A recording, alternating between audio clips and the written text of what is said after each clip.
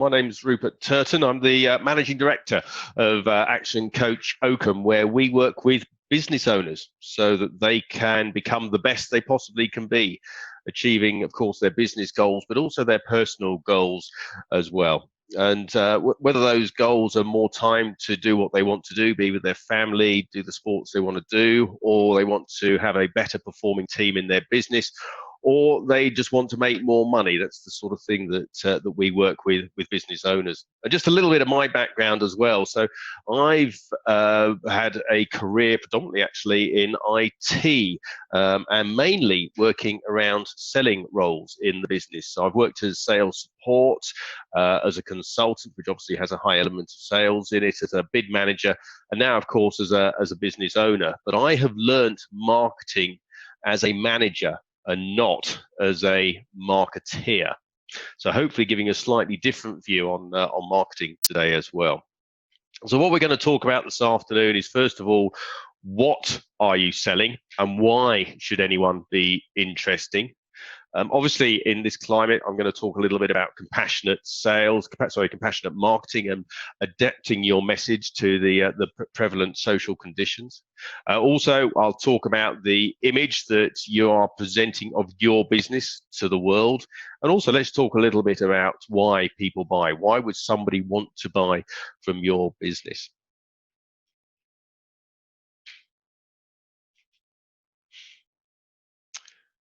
And I guess the big question is, why are we talking about marketing now? Let's just take a moment or two. Do you want to just type into the questions and answers?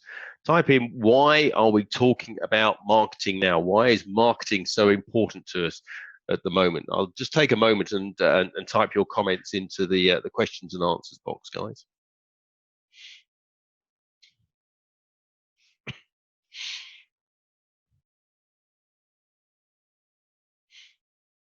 So why is it that we are talking about marketing at this moment? Why is marketing so important to our businesses?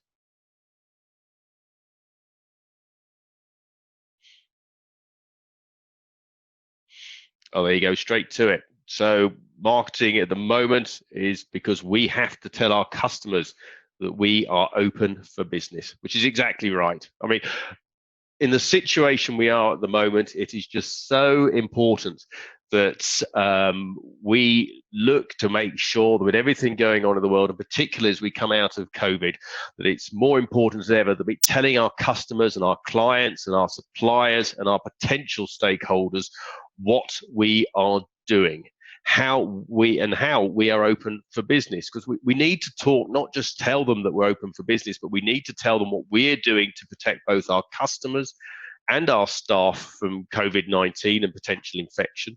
So we need to be telling them what social distancing and sanitization we've put in place inside our business. Potentially, of course, things will have to change. So maybe we've had to put a one-way system in place around our shop, or we only allow 2 people in the shop at a time and everyone else has to queue outside.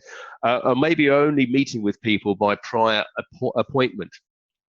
But it's key at the moment that we let our customer base know, our clients and customers know, that we are open for business, but also what we're doing to allow us to be open for business and to protect them, our customers and staff. And obviously this is affecting all business. I had to make the very difficult decision yesterday that our action club, which we normally do face to face and is due to start next Tuesday, and we were hoping we could do next Tuesday, I had to make the decision yesterday that was going to become an online event. But obviously straight off the back of that, I've got to make sure we're communicating that to the marketplace. And also, just because your business isn't open, don't think you shouldn't be communicating with your customer base as well.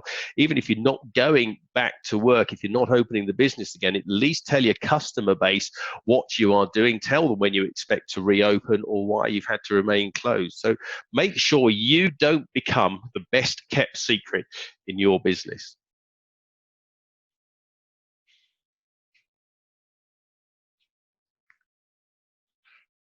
So what is marketing about? It's about helping people find your business. And at the moment, of course, you're probably not able to go to them in the way that we have done historically. Obviously, you've got restrictions on who you can actually meet face to face. We've still got a lot of people that are working from home and still not back in the office where we traditionally meet with them.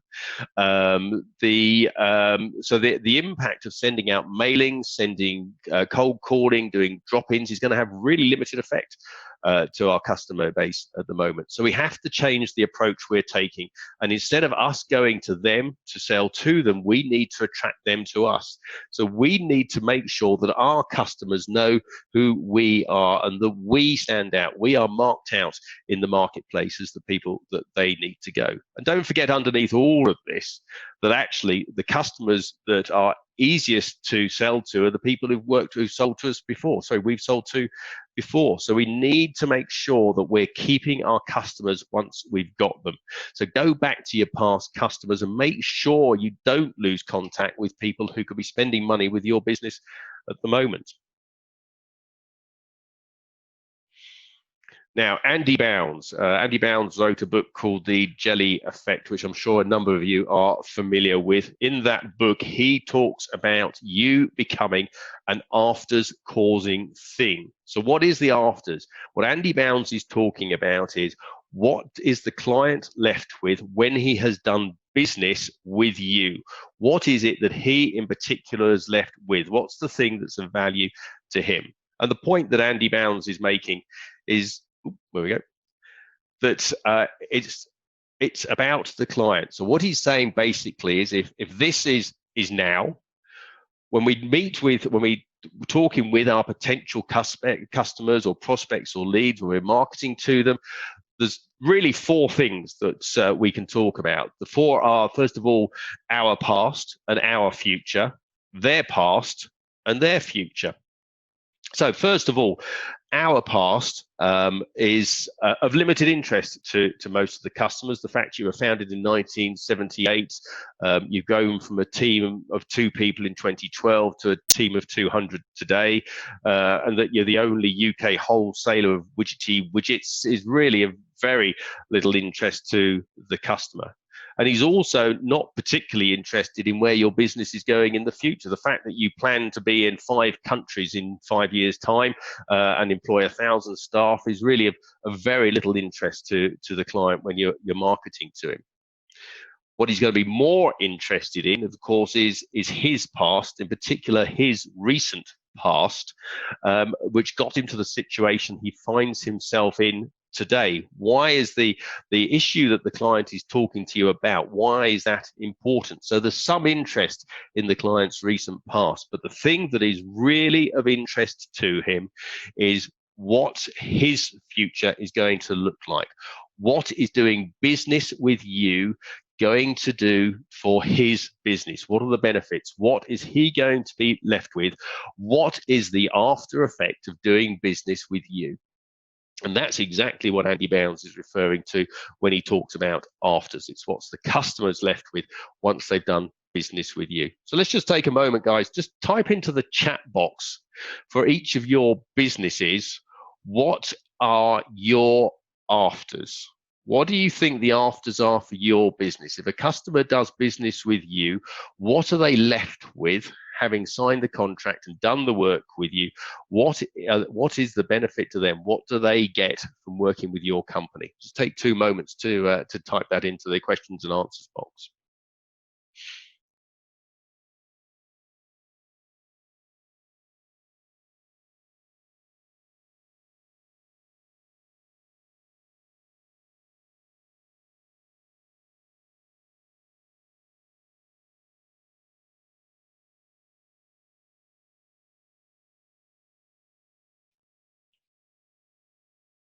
What is the customer left with after he has done business with your business once you've worked together? Just type that into the Q&A box. So Stefan, he said the pain is gone. What else have we got? A way to fix your problem without any further work. Excellent. Oh, Mark's come back. Hey, Mark, how are you? Ongoing sales and the beginning of or the establishment of a brand presence in the marketplace? Cool. Yeah, a couple of good ones there. Oh, a beautiful functional kitchen for family to meet in. Yeah, great stuff. Cool. Yes, yeah, you're welcome, Mark. You're welcome. So yeah, so think about what your client is going to get when he's done business with your business. Now, also, of course, we mentioned this right at the beginning. In the current market, we need to think about what we are saying to the marketplace as well. So obviously, with everything that's happening around COVID-19 and also in the more recent past, Black Lives Matter, people are needing a different message. People have reassessed their values. And what they're also seeing is that moving from lockdown back to work, but moving to work in a different way into a new normal. And it means people are going to need a lot more support in what they do. So make sure that your message reflects that, reflect the current situation, be sensitive to their position, be empathetic in your communications, but also engage with them, start the dialogue, and also give them some education, some things that will help them, support them in getting back to work, in driving their business forward. Move the dialogue from being one of very much the traditional sell and ask to being one about helping and giving other people, and add value in your communications with them as well.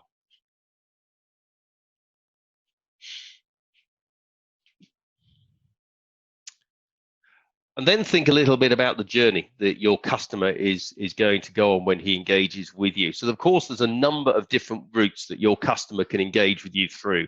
Obviously through direct contact, or maybe through referrals, but also through your website and through social media. So work out how your client is going to find you, and then work out what is going to happen next and what is going to happen after that as well, because there will be numerous touch points on the way. So make it very obvious to the customer what he has to do next. So guide him through your engagement process, make it as easy as possible for him, and make sure he doesn't finish up at a dead end.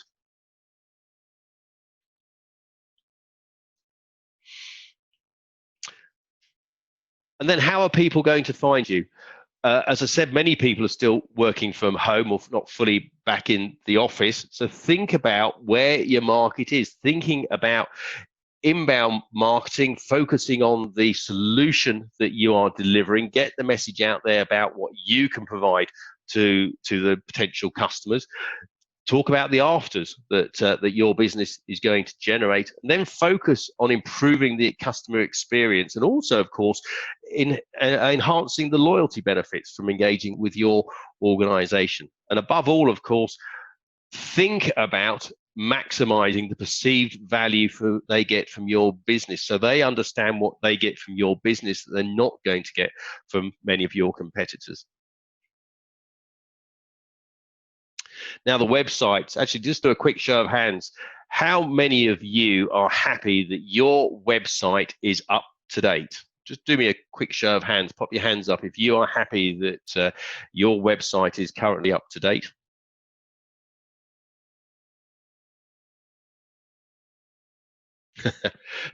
Interesting. Yes. So think about making sure that your business, first of all, make sure that it's search engine optimized, but do the search engine optimization not through clever tricks with the back end, but through the content that you're putting up to your website. Make sure that any footers and headers that you have are reflecting the correct information all of the time.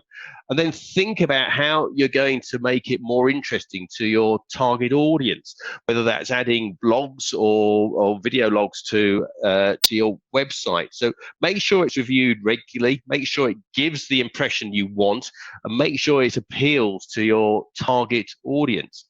And then, of course, make sure they can find their way around your website as well. So make sure that it's clearly tagged. You've got good descriptions and descriptive page titles. Make it as easy as possible for people to navigate around your website. And of course, make sure it captures their interests. So maybe that's linking it to other social media, but also avoid duplication of content. So don't plagiarize, but provide links to other sites, to other content, to add authority and credibility to the message that you're trying to get across. And then, of course, make sure that the imagery that you're using is fresh and it reflects your marketplace. It reflects the sort of people that you are looking to communicate with and is going to attract their attention.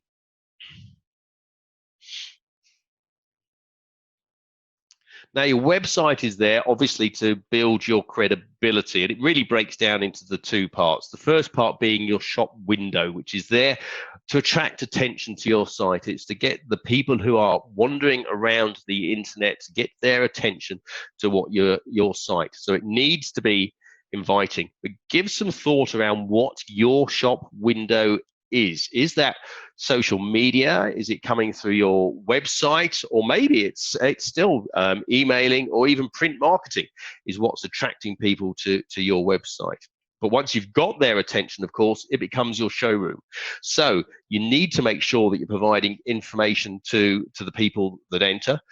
You need to be answering questions and any concerns they may have about doing business with your organization.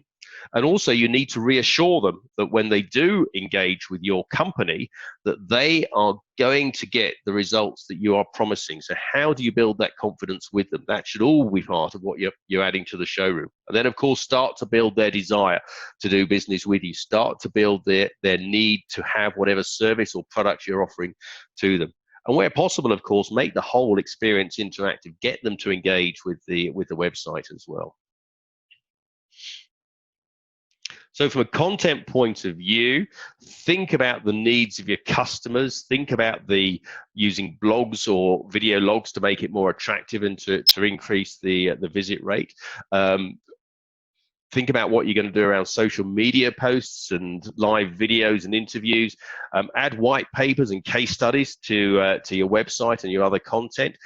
Think about hosting webinars as well, and I'll talk a little bit about that in a couple of minutes' time. And also, of course, share useful information with them. So share checklists, tip sheets, and job aids. And those of you who are interested, up on our website, we have a leaflet, crisis communication tip sheet. If you go to the Action Coach Open website and go to the download section, you can download that as a quick cross-reference. Sure. So from there, let's do a quick ad hoc survey. So check all the hands are down. Can I just ask you, how many of you make logical buying decisions versus making emotional buying decisions? Actually, the sensible thing to do you want to just type in into the questions and answers? Type into the question and answers box whether when you buy something you're making a logical buying decision based on the facts and information that's provided to you, or are you making your buying decision based on emotion, the simple, I want to buy that, I like that, that looks great sort of thing. Just type into the QA box whether you how you see that, whether you're buying based on emotion or buying based on logic. Yeah, so the first we've got is logic, never on a whim. Just give it a moment for the rest of you to type in.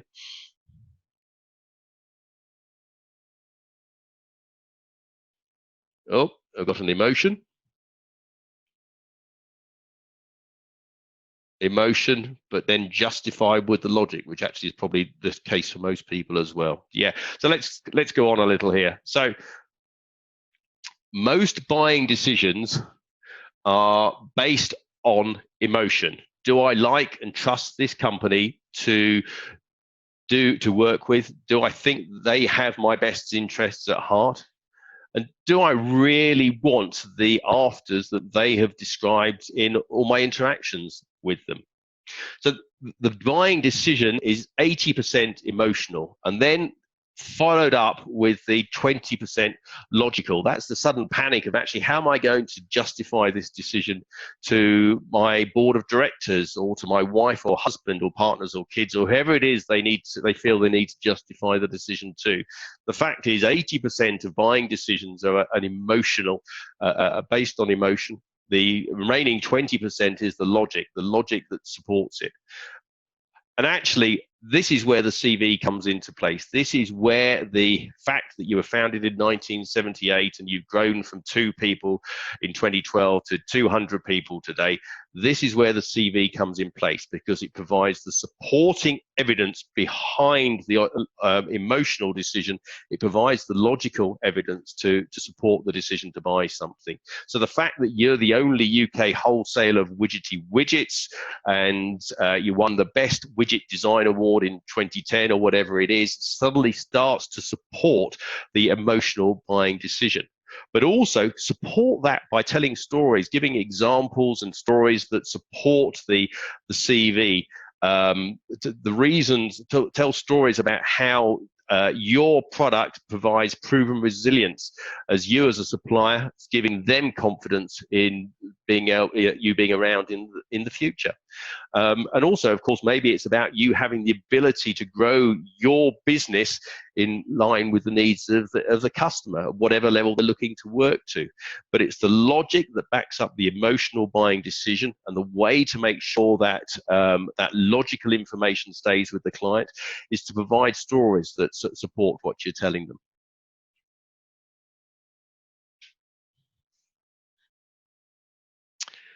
So when you're putting the content together, and it really doesn't matter where this content's going, whether it's blogs or vlogs, or whether it's social media posts, or whether it's through live videos and interviews and white papers and case studies, whatever approach you're taking, make sure that your content is memorable. So make sure, first of all, it entertains your readership or your viewers, and it inspires them. Make sure it's educational and informative. And finally, of course, make sure it opens a dialogue with you as the supplier. It opens a dialogue between you as the supplier and your potential clients. EIEIO: entertains, inspires, educates, informs, and opens the dialogue.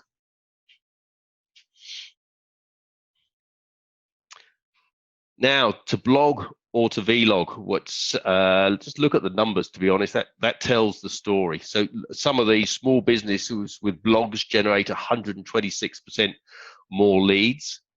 Websites with blogs have 434% more index pages. The search spiders love it. Websites with blogs have 97% more indexed links. There's a whole reason that you should be looking to add blogs and vlogs to your website, but make sure they're magnetic. Make sure they have a compelling headline and that they're people focused, and make sure that the content that you're providing is relevant to your readership or your viewers. So make sure that the first paragraph is really compelling. And then you're aiming for somewhere between 800 and 1,500 words. Make sure it's professionally presented, so include subheadlines to break up the text. Oh, and of course, make sure it's keyword and search phrase friendly. And also make sure it reflects your personality. So it's conversational in the way it's presentative, but of course it's informative and engaging. And then make sure that it's appealing as well. So it has great graphics and images. And finally, of course, make sure it sells, the facts sell, as we've just talked about, but also make sure it's got a strong call to action at the end of it and contains relevant links as well. Now, the other thing you can do, of course, is videos. Videos in various formats. So you could host a live interview with somebody who's relevant to your industry. You might want to record a regular podcast, or just do a 2 or 3 minute daily check-in or tips and tricks at the end of the day. So quick show of hands, which of you are using video content today? Just pop your hands up if you're putting video content up in either your social media or through your websites today.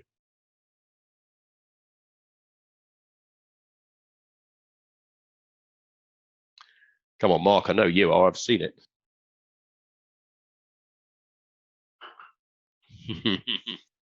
So yeah, a few of you. When you're doing your video content, a couple of things to think about. So first of all, make sure you're choosing great content over the production values. where you can, and be authentic over staged recordings. And also, of course, make sure that your content is relevant as opposed to contrived. And having done that, think a little bit about the length of the recordings. Vary the length of the recordings or the clips that you're showing. And also measure engagement as well. Put the videos out at different times of day, varying lengths. See which ones get the most engagement. So check for those engagement spikes. And then build the videos you're doing, the content you're providing. Build your content based on what your customers respond to, not what you like doing or even think is important, but respond to what your customers are responding to. Do more of what they like best, the stuff that gets the best result.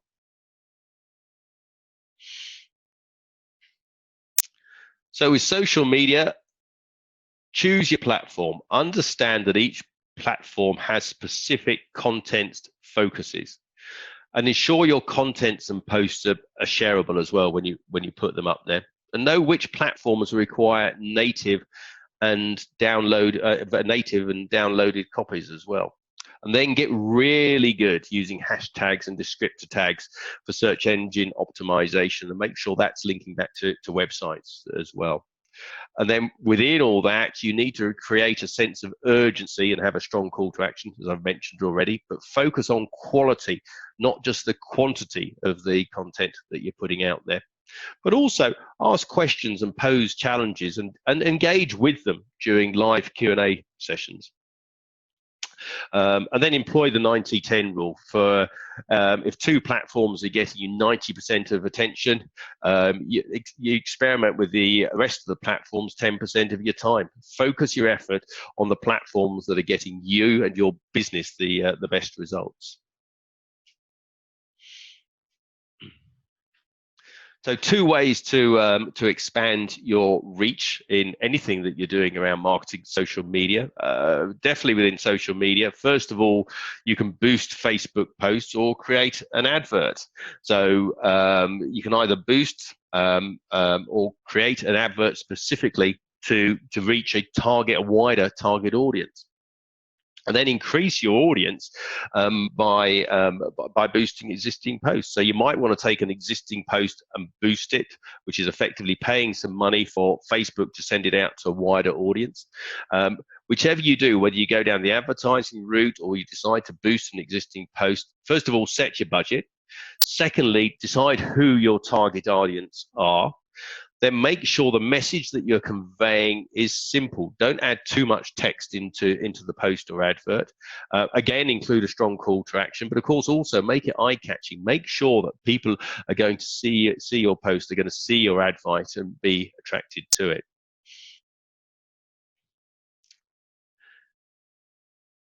And then test the adverts. Generate a number of adverts. So in any ad campaign, set up maybe 2 advertising sets, see which one performs best, and maybe further subdivide it. So try the advert sets with different text or with different graphics to go with it, different pictures. Keep testing them. So if you like, have this hierarchy of adverts to see which one gets you the best result, which one gets the most attention and gets the most traction in your marketplace. So obviously, once you start testing them, you need to track the performance of each advert as you put it out to see which is getting the best performance. And then try a few things. So maybe add some buttons or links to events or other websites that you have going on. Make sure again that the imagery that you're using relates to the audience and play around with that a little bit. And then the copy that you're using, think about the words that you're using and how they relate to your audience, but try a few different versions and see which one gets the best traction. And above all, of course, make sure that your branding is very strong in the ad campaigns that you're running.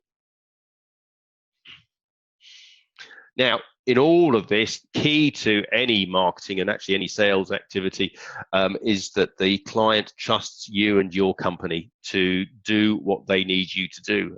And trust is really made up of 3 key components. The first is credibility. So do they believe that you and your company have the ability to do what you say you're going to do? Will you deliver what you say you're going to do? Do you have the tools and ability to do it? Second thing is reliability. So having decided you can do it, of course, it's making sure you do what you say you're going to do when you say you're going to do it in the way that you said you were going to do it. And then thirdly, from your marketing, they're going to try and decide whether you're the sort of business that they would like to work with. So they're looking at your likability, and from that, they're deriving what you and the rest of your business are like. What are the people they're going to be dealing with like inside that business? So trust is a combination of credibility, reliability, and likability. But underneath all of that, it can be so easily undermined by what they perceive to be your self-interest. So make sure that you're not putting out messages that imply that your self-interest comes before anything that you're talking to the customer about. So think very carefully about your messaging.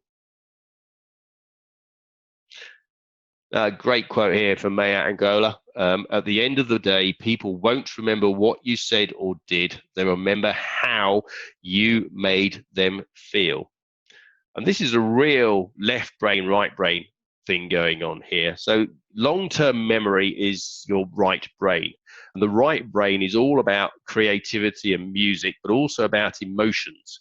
And those are the things that stick in the right brain. That's why if they have a good experience with you, if they enjoyed the experience of working with your organization, that memory is going to stick with them. So make sure that all their engagement through your marketing is a good experience. The left brain, that's all about logic and detail. And it's also where short-term memory is. So it's that the stuff that goes into the left brain is going to be forgotten far quicker than the stuff that goes into the right brain, which is pretty much embedded in for forevermore going forward. So make sure that when you engage with your clients through your marketing, that they have had a good experience, and any follow-up, any forms they fill in, the follow-up from your marketing is a great experience for that customer. So that's pretty much it for the day. Slightly ahead of where I was expecting to finish, but leaves us loads of time for Q&A. So fundamentally, we've talked about that the market is essential. It's essential to be communicating with your market and your customers at the moment. They need to understand that you're open for business and how you are open for business, what you're doing to make it a safe experience for both them and your staff. Your marketing needs to be compassionate to reflect the current mood and circumstances of your clients. And then make sure that you're presenting an appropriate image to the world. Make sure you are giving more through education and support than the traditional take through sell and ask we've historically seen. And then finally, of course, think about why people are buying from you. What is the emotional connection that you are generating with your potential target clients? And above all else, of course, keep marketing to make sure that you don't become the best kept secret. So that's pretty much everything I have today. If you have any questions, please type them into the question box, Q&A box, and I'll see what I can answer now.